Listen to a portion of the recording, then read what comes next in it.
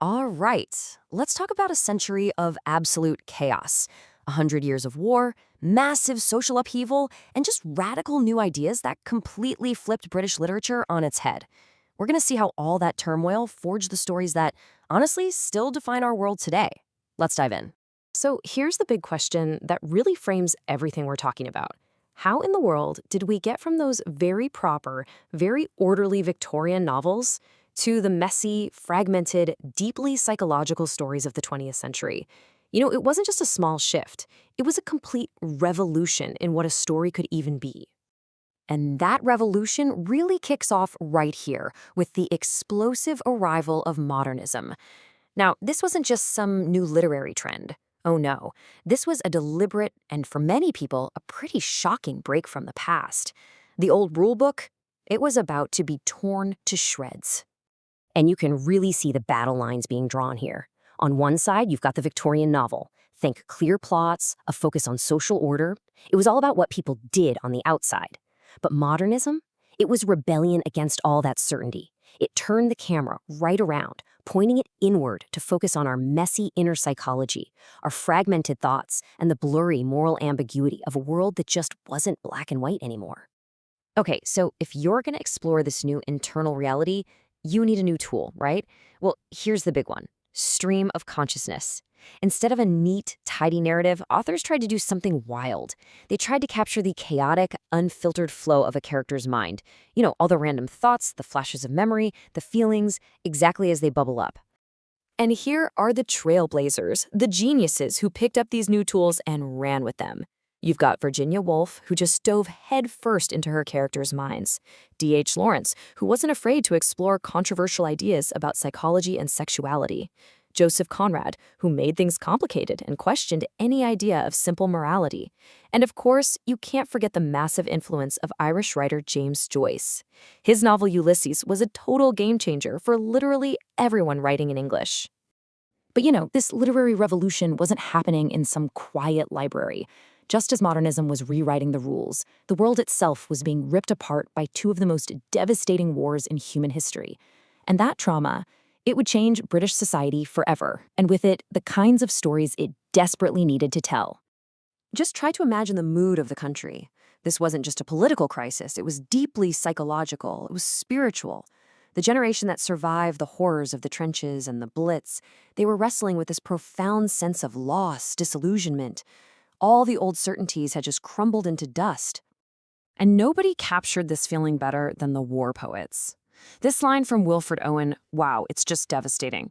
He takes this old famous Latin phrase, it means it is sweet and fitting to die for one's country, and he calls it what it is, the old lie. His poetry showed the brutal, muddy, horrific reality of the trenches, and it completely shattered those romantic myths about the glory of war.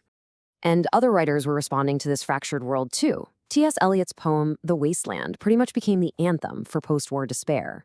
Then you have W.H. Auden, who perfectly captured that creeping anxiety of the 1930s as fascism was on the rise. And of course, George Orwell, who gave us these timeless, bone-chilling warnings about totalitarianism that, let's be honest, still feel incredibly relevant today. So, after the smoke clears from World War II, Britain starts to rebuild. But this wasn't just about bricks and mortar. It was a cultural rebuilding. And the big question for literature became, okay, so who gets to tell Britain's story now? And the answer was about to come from voices that had been silenced for far too long.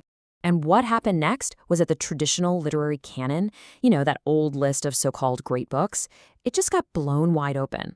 All of a sudden, the most exciting, most vital stories were coming from brand new directions, from women challenging the status quo, from brilliant writers of popular fiction, and from authors who were reflecting a Britain that was becoming more multicultural by the day. First up, you have these incredible feminist pioneers. For centuries, women were often just characters in stories told by men. Well, now, writers like Doris Lessing and Muriel Spark flipped the script, putting complex female consciousness front and center. And then you had people like Angela Carter, who took old fairy tales and just brilliantly twisted them to expose all the hidden sexism. This was huge. It wasn't just about telling new stories, it was about challenging who even had the right to tell stories in the first place. At the very same time, so-called genre writers were achieving things that were just astounding. I mean, J.R.R. Tolkien didn't just write a book. He built the entire universe of Middle-earth, basically inventing modern fantasy as we know it. Agatha Christie perfected the detective novel and became the best-selling novelist of all time. And Ian Fleming? He created James Bond, and in doing so, perfectly captured all the paranoia and glamour of the Cold War. And this is so crucial. As immigration began to change the face of the nation, its literature changed right along with it. The legacy of the British Empire was, in a way, coming home, and a new generation of writers was there to give it a voice. Authors like Salman Rushdie, Kazuo Ishiguro, and Zadie Smith, they told these powerful new stories about immigration, about memory, about identity. Their work really dug deep into the very idea of what it meant to be British. So after this whirlwind tour of a whole century, what's the big takeaway? Well, it's a legacy of constant, fearless reinvention. These writers didn't just hold up a mirror to their times. They actively shaped how we understand them, even today. When you lay it all out, you can really see these incredible waves of change. It all starts with that radical modernist break in the 20s. Then that gives way to the literature of crisis in the 40s. That's followed by the explosive feminist wave in the 60s, which then opens the door for the voices of a multicultural Britain from the 80s onward. You see, each era was a response, a reaction to the one that came before. So what's the legacy that lasts? I think it comes down to three main things. First, just relentless innovation, pioneering new ways to tell a story. Second, a huge global influence that shaped not just books, but culture, way beyond Britain's borders.